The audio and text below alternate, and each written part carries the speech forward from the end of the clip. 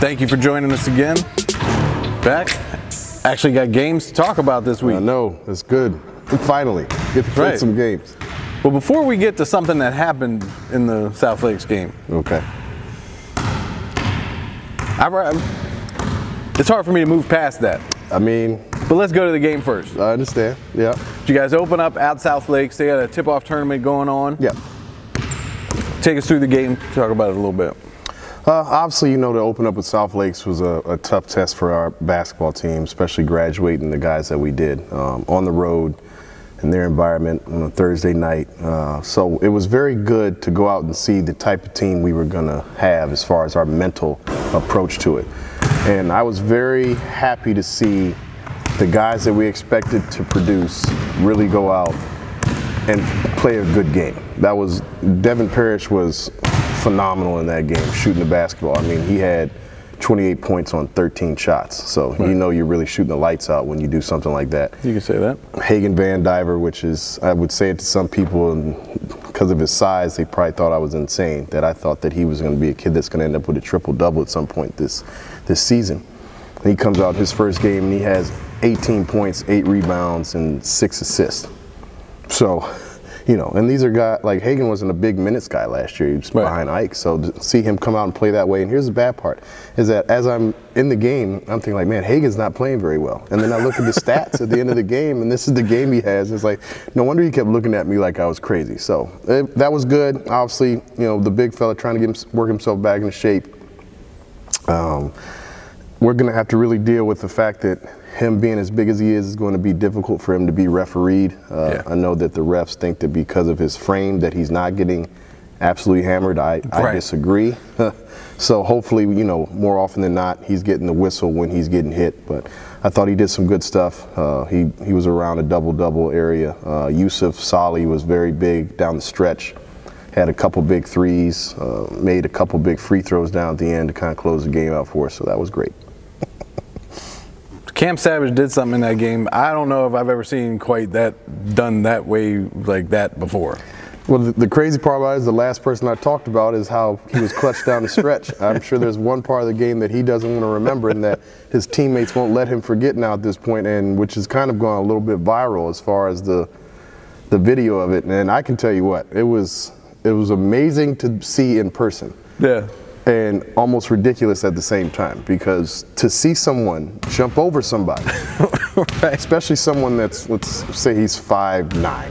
Yeah. Let's say that, 5'10". I'm sure Cam would hate to have me say that because he's probably listed around like 5'11" or 6'10". Right. But, you know, let's be real. He's not the biggest guy in the world, but obviously he's a good athlete. Because he was going full speed. We're trying to speed him up and throw some guys at him to get the ball out of his hand down the stretch because he was, you know, playing very well. He ended up with 31 points. Yeah. And he just takes off. And I'm like, we're in position. Going to take the charge. Everything's all good. Ball going our way. And he clears Yusuf. Like, cleared him. And it was like a crucial point in the game. I remember I turned around to the coaches. I said, did he just jump over? And the next time out, I'm sitting there talking to guys, strategizing what they had to do, get the ball in bounds, be strong with the ball. And, you know, I always try to do something to get them to relax. Yeah. So I remember I stopped and said, just so we can talk about this really quick, he jumped over you, dog. Like, that really happened. Okay, let's go out here and get this done. Yeah. So it was crazy. Look, Yusuf's got nothing to be, people are going to give him a hard time, but he's got nothing to be upset about. There's nothing you could have done. Nothing. He was in perfect position. He was. There's nothing you could have done any better. Everything we asked him to do. So I hope that this does not deter him from getting into position to take charges from now. Because usually something like that will make a guy be like, I don't want to do that again because I'm all over the internet getting jumped over by somebody. So, how much would you like to have had that highlight on your reel? It's been awesome. Right. I didn't have something that serious, but maybe something kind of close to that was we were playing against Woodbridge, and I don't know if you remember Will Robinson when he coached there. I stole the ball in the front court, and I took off with it. And a guy that used to go to our school, he's chasing me down up the middle of the floor, and I'm coming up the side. And this is, you know, obviously back in the day when my bounce was a little bit more than it is now. Right. So I took off, and nobody believes me when I say this. And the bad part is things aren't posted on YouTube and all over Twitter, so it's like, yeah, right, it didn't really happen. But I took off on the block with the intent of laying the ball up. And as I'm jumping, I said, I think I might be able to get to the rim with this. And my boy who was playing for Woodbridge at the time, he used to go to Potomac, he's running, and he just was like, nope, I'm good. And he keeps running under. And I dunked the ball, and I remember the next time I saw Coach Rob, he's like, hey, you know you basically jumped over our player? I was like, sorry about that. So that was one of my highlights, but it wasn't everywhere with like 10,000 views, which is crazy to think about. With max preps. No, that's going to get a lot more. Yeah. That's going to get a lot more. Yeah. But next night, yep, you got a chance to see West Springfield up close? Yep. How was that? West Springfield, very gritty basketball team, plays really hard. The eye test when you see them, you're not really thinking that there's somebody that you need to necessarily be scared of, but when you play them and you're up close and personal with them, their kids just really play to the whistle, which is something that at times can be frustrating for you, but at the same time, as a coach, I'm sure that Dury's very happy with how those guys get after it, you know. So at one point we were up double digits probably a few times throughout the game, and we just couldn't stretch it out. This is, you know, with an inexperienced basketball team trying to learn how to play with the lead, and when you get up on guys, really bury them. And so we get up and they fight back, and the game ended up being a little bit closer than I would have liked, but I went on the road 2-0 to start the year. I can't complain too much about that. What do you have coming up this week? This week, another tough schedule as far as games, 3 games in 5 days, Monday, Tuesday, and Friday. We have both freedoms, which, you know, the state of Virginia and its infinite wisdom decided to name a school the same thing, give them the same colors, and give them the same mascot. So we have Freedom Woodbridge on Monday at Freedom, Freedom South Riding on Tuesday at Freedom, and then Forest Park at Forest Park on Friday. All right. So Monday, Tuesday, Friday. Man, your scheduler is terrible. Yeah. I wonder who did that. That's terrible. Well, talking about it, you know, now that you've been able to see your team against a couple of teams in live action, how close are they to where you thought they were before the games?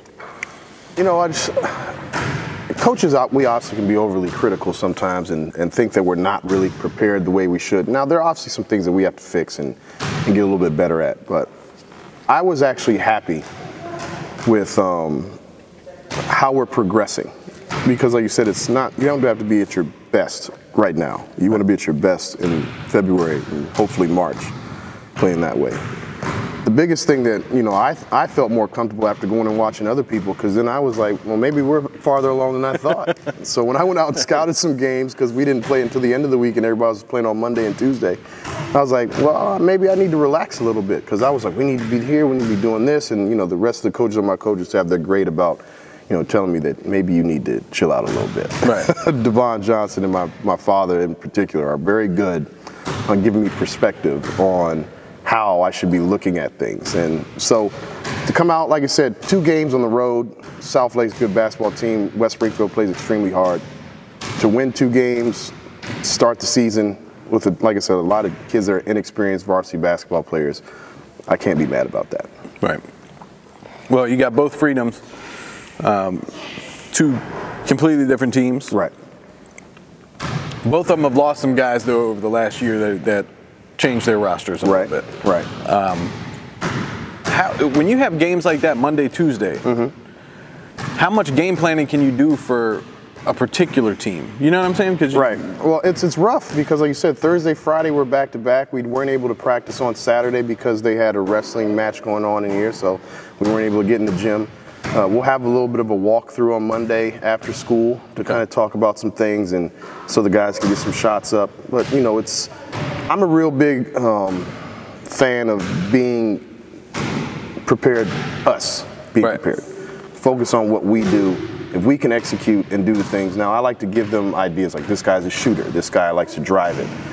But as far as really game planning from team to team, it's just hard, especially with high school kids. You give them too much information. You overload them. They'll be thinking too much. Focus on what we do. Execute what we do to the best of our abilities. And then we'll worry about the other things as we go. that's what I was getting at, because you know, if you look at something like football where you got one game a week, right? Then it makes it easier to game plan for one team. Right. If you have 3 games in a week, you can't really put a plan in, take it out, put another plan in, take it out, put another plan in, take it out in a week. Well, it's like you say, you have to look and kind of see what the teams do. You get opportunities to see them in person, or you get to see some film. You want to know if they do anything that's tricky. Yeah. You know, if they're not playing just man-to-man, if they come out and they're in like a 1-3-1. You want to be able to practice that at least once or twice before you play them. But for the most part, you're not putting in a whole new game plan for a team, because at that point, you're abandoning everything that you've been working on for months, and you're not being who you are, trying to change for somebody else. You got to worry about us. Right. I don't want to be overly worried about you. If you want to go on and you want to change everything you're doing when you're playing us, that lets me know that I have a leg up on you, because that means you're afraid of what we're doing. Right. I'm never going to be afraid of what another team is doing, that I'm going to change our whole mindset and our game plan and our approach to basketball. Everybody has a different system that they like to run. Everybody has their own type of thing. Right. Potomac's known for pressure as soon as you get into the gym. What are you tied to a specific system, or do you have kind of the shell of a system and you say, all right, well, I got these players this year, right, so I need to kind of tweak this to them? Or how do you approach that part of it? You know, you try to. I remember when I first got the job and I was getting interviewed, I think by the Washington Post at the time, they were asking me that, because coming from Potomac and everybody was like, are you going to do pressure? Are you going to do this? I said, guys, I haven't even seen them yet. Right. I said, I can't come in and say I want to do this. Like, coaches that are that hard-headed that say, we run this and this is what we're going to run, you can want to pressure all you want, but if you've got a bunch of big, slow kids, right, why are you trying to run that? Or if I have a bunch of fast kids and I'm playing all zone, like, that wouldn't make any sense. So you try to adjust to your roster. I think the roster we have this year, we can do a lot of the pressure packages. We were able to do it last year. I think this year we can do it even more because we have more depth. So you like to have an idea of what you want to do, but year to year it could change based off of the personnel you have. It's not college where you can recruit kids to fit your system. Right. You got to take the kids that live in your district, right, or your neighborhoods, and then you got to work with that. So this year we're doing that. We're getting up with pressuring guys. We're doing some stuff, but we want to have the versatility, which I think we do because we have different pieces to be able to do some different stuff, and that'll happen throughout the year as we progress and we see some different type teams. Okay. And how willing are you to change throughout the year? Let's say you see something throughout the year. How willing are you to say, all right, we're going to try to change something right now and put this into place? Yeah, well, it depends on how you feel like they are, their mental capacity to take that and really do it. I'm never going to be a person that's going to throw something at them that we haven't practiced. Gotcha. We have to practice it at least for a little while before I'm going to try it in a game, because I want them to have a level of comfort. The biggest thing that you don't want players to do is to be thinking in their actions. You want them to be playing and just reacting to stuff. And if they're out there thinking, they can't do it to the best of their ability. So if you throw something at them that we haven't worked on and you said, let's do this, then it's like, you know, why are we doing this? There was a point in the game against West Springfield that I wanted to do something. And in my mind, I wanted to do it because I knew it would work. But at the same time, we hadn't practiced it. And I'm not going to do things that we haven't practiced, because then they screwed up. It's on me. I can't be mad at them because we haven't been practicing that. So,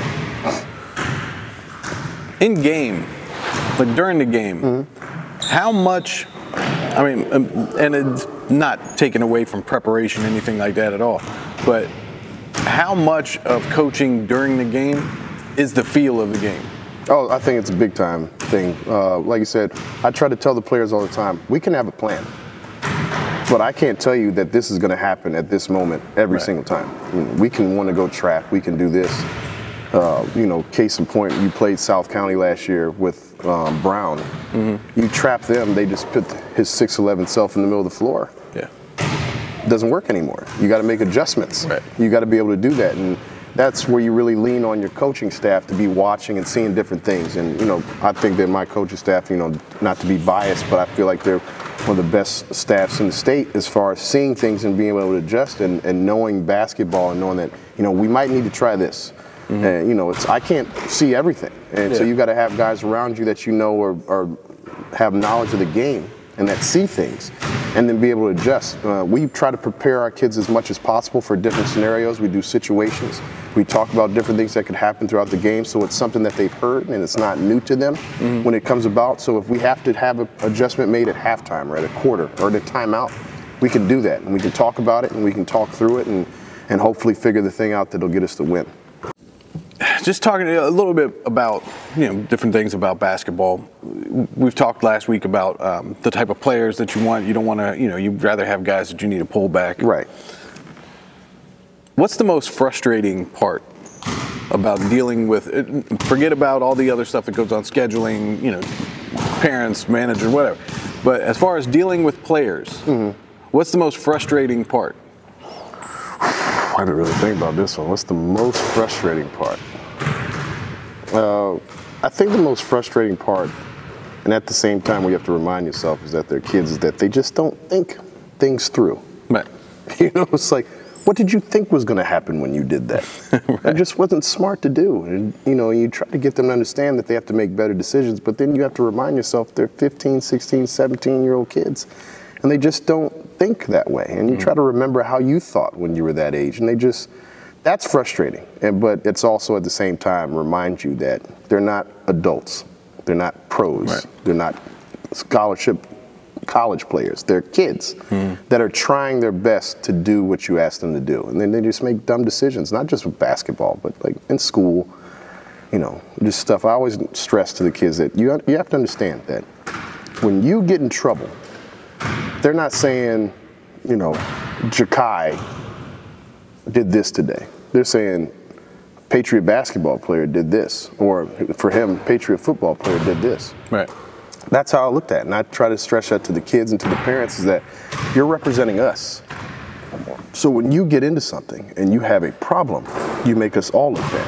When you have a problem in class, they're saying, oh, the basketball kids are doing this. I remember that was a big issue back when I was at Potomac. They always say, well, the basketball kids, and right. And they would say that every year, no matter what type of roster you had. I remember one year there were Miles Weldon was on that team, Malik Howard. These kids were 3.5 and up students, great students. Oh, basketball kids don't do any work. Do you really know that, or are you just saying that?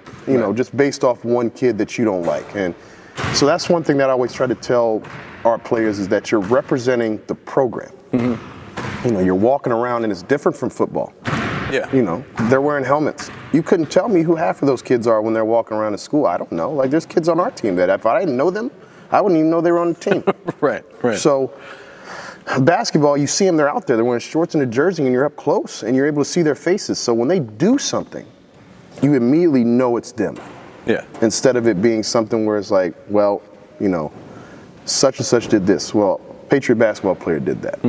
So that's one thing that I just try to get them to understand. Like I said, the frustrating part is that they don't make good decisions all the time. Yeah. But I didn't make good decisions all the time either. I just try to forget about them. Yeah. You kidding me? I don't make good decisions now. Exactly. So, God, don't ask my wife that. Right. But with high school kids, I think a lot of times, we've talked about this before, they don't get enough credit for how hard they do try to work, and they do how much time they do put in as sports and stuff today. I think sometimes we lose sight of that as adults, and coaches, parents, players, everybody loses kind of sight of the fact that it's perspective. Like I said, they're coming to practice or going to school, and everybody's, oh, what do you have to stress about? You don't have to pay any bills. Well, some things are stressful for them that we just don't think are stressful. Yeah. I remember that time when I was 16, 17 years old, I remember feeling like, man, this is really stressful. Now, as a grown-up, I was like, that was pretty easy. Compared to some of the stuff you got to do now. But they have their things that they have to deal with, and you have to understand that and try to be understanding of it, but at the same time get them to understand, listen, that's not an excuse not to do what you're supposed to do. I have things that I deal with every day. When I come into the gym, I'm focused on what I'm supposed to do and the task at hand. I'm not focused on everything that's happening outside of this. So we need to be able to learn how to compartmentalize and do the things you're supposed to do. Calling timeouts during the other team's run, stuff like that, to try to break up the momentum. Is that strictly in-game feel, or is that, when you're watching them in practice, okay, these guys do you kind of question the mental makeup and say, all right, well, this team, I need to pull that the timeout a little quicker. With this team, I got a little bit more time. How do you kind of deal with those situations? Well, like you say, you're around them enough to understand the type of mindset they have. And it's more an in-game feel. Right. You know, one thing that was a concern for me coming into this season with losing the players that we did was you lose guys that are run stoppers. Right. I always knew that a team would score 2 baskets against us. Ike would get that ball. He would go past everybody, and he would get an and one to stop the run. Right. I knew it was going to happen. I knew that Drake would make some ridiculous shot to stop the run. And when you're coming with guys that are inexperienced or haven't been scorers for you, you don't know who's going to be that person. And I was happy to see Devin Parrish step up as that guy, even more so than I thought he was on Thursday and Friday, and you know, Hagan as well. So the thing about it is you have to understand, and this is a learning process, not just for them, but for me. I remember my first year, you know, I always say that players win games and coaches lose them. And I can remember I remember all of my losses more than I remember any of the wins as a player, as a coach. And my first game coaching, we're playing against Garfield, who was a team that I felt like we should have beat. We're playing at home, opening game for me as a coach, and we're up like 15 or 20. And I did not call a timeout when they went on a run. And we lost the game. I remember like it was yesterday. Like the fact you brought that up, that's immediately what I thought about. Now, at that point in time, that team was not experienced enough. That was the first year that I was with them, and they were, you know, trying to find some success with not having some before I got here. So I should have called maybe 2 timeouts to get them to understand what we need to do. Last year's team, I might not have had to do that because they were different. This year, I might have to do that every now and then. I had to call a couple during that game that had to happen to just slow them down, get them to relax and understand that, hey, let's just get back on track. Let's do the things we're supposed to do. Because as things get hectic and you have a lack of experience, you tend to play more out of control and faster instead of slowing down and just doing what you're supposed to do. You know, and veteran basketball teams understand that. Yeah. Teams that don't have experience don't understand it. So, like I said, it's a feel thing. I know that people try to mimic other coaches or professional guys and be like Phil Jackson and sit there and not call timeouts when runs are going on because he's one of those guys to figure out, hey, it's easy for some of the 50 greatest players of all time to figure it out when you have Shaq and Kobe on your team or Jordan and Pippen. Yeah. I'm not going to call a timeout because, well, of course, you have a guy who career averaged 30 points a game. Like, he's going to get baskets. But high school, you have to know that you have to call timeouts when stuff like that happens. So it's a feel thing. You have to see how the game is going, see how your kids are reacting to it. If you feel like they're still playing well and the other team's just kind of shooting the lights out, it is what it is sometimes, but you have to, the timeout does stop momentum. Yeah. And that's a big thing with younger players that you have to understand, that you have to get that momentum out, all that energy, let them get that little clap in that they get and scream out, yeah, in the timeout. And then that 30 seconds later, maybe some of that energy is dissipated and you can get back on track. All right. In an honest moment, are there times, you are a high-level basketball player, are there times when the basketball player in you hurts the basketball coach in you? You know what I'm saying? I think that, not to, you know, to pat myself on the back, and this was a big issue for me when I decided that I wanted to coach, because I actually had opportunities right out of college to coach. I remember the coach at the time asked if I wanted to be a grad assistant at William & Mary, and I knew that I could not. I knew that I was not mentally ready to do that because I never wanted to coach kids to do what I do or to play how I played or think the game how I would think it. I want to coach you to the best of your abilities so you can be successful. If I'm coaching you to play or do the things that I did, then it's a disservice to you and the rest of the basketball team. Right. So I feel like I've done a decent job of that. We have our conversations as coaches every now and then. You know, this different generation, why aren't kids doing this? Well, it is different. Once you understand that and stop thinking, why don't they do stuff the way that we did it? They're not going to. No. It's just not going to happen. They don't think the way we do. They don't play the way that we did. And as frustrating as it can be at times, and sometimes you're still going to say it and bring it up, it's just not going to happen. Let me figure out how I can get through to you the best way to get you to be the best player that you can be. Not to be Sherman Rivers 15 years ago. Right. So that is something that is very important. And it's a struggle sometimes because the competitive nature of you and the player always randomly comes out, especially if you're still playing sometimes. But that's one of the biggest things as a hurdle for guys that played. Don't coach them to be you. Yeah. Coach them to be them. So. All right. Real bacon, turkey bacon? Real bacon. Always. Come on, man. You know that. You know. Never letting turkey bacon in my house again. Never. Yeah. I don't know how you felt that day, but I can feel it coming out of you right now. You felt it this morning when I came in here. We had an immediate conversation about it. Yeah. Well, and I'm not going to sit here and act like I haven't eaten turkey bacon before, because I'm sure that it's better for you and all that type of stuff. But if I'm going to have bacon, I want to have the stuff that's bad. That's okay. And then I'll just make sure I just exercise a little bit more the next time I go to the gym. Turkey bacon's foul. It is. It's legitimately foul. Now, are you a breakfast guy or are you a brunch guy? You come across as a brunch guy. Listen, I'm a food guy. Okay. So I can't say that I am a breakfast guy in the fact that I want to have breakfast for dinner. I don't like that. I'm not a fan of that. I know that that's something that people like to do, but that's not saying that I'm not going to go to a restaurant, IHOP or whatnot, and have an omelet at 11 o'clock. You know, and brunch is awesome because usually they're buffets. Yeah. You know? Nothing wrong with a buffet. Right, and you can. I'm a big fan of the omelet bar. You know, the carved roast beef and all that stuff. But I enjoy breakfasts, but brunches, there's a lot more going on because there's a lot more options. And I'm all about the options. I'm all about that. There's a lot more going on. I'm not a big egg person. I don't like eggs a lot. I mean, it depends. Like I'm not gonna have them like every day. No. But when I have them, I want to enjoy them. And I don't necessarily just want them scrambled. I might, want it fried or sunny side up or any of that. Like I like breakfast. I do. Can't do that. But brunch is better because it's way more to deal with. Yeah. That you have to choose from, and I like that. So that's why I like the Cobb salad. Cobb salad is like a whole day's meal in one salad. It really is. It really is. Especially if they do a good job making it. We talked about Velocity and them having a surprisingly good Cobb salad. Velocity wings, I tell you what, I probably have eaten everything on the menu, and I am a fan of everything on your menu. I'll take one of those cards where you get free meals for life. Listen, we were there the other day after the game on Friday. I had street tacos. Would you ever think to get street tacos at Velocity Wings? They were amazing. Amazing. You guys need a sponsor. I am the guy. I love that place. You're so serious about those street tacos. Listen, crazy. They were really good. That's awesome. Mm-hmm. I want.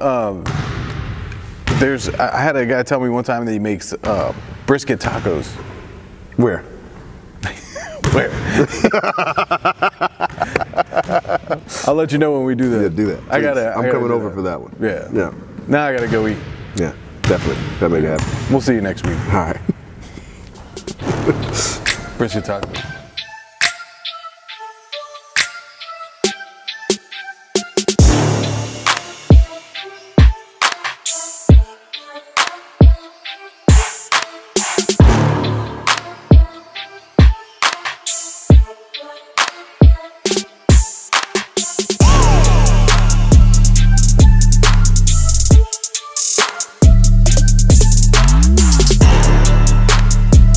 Go to work.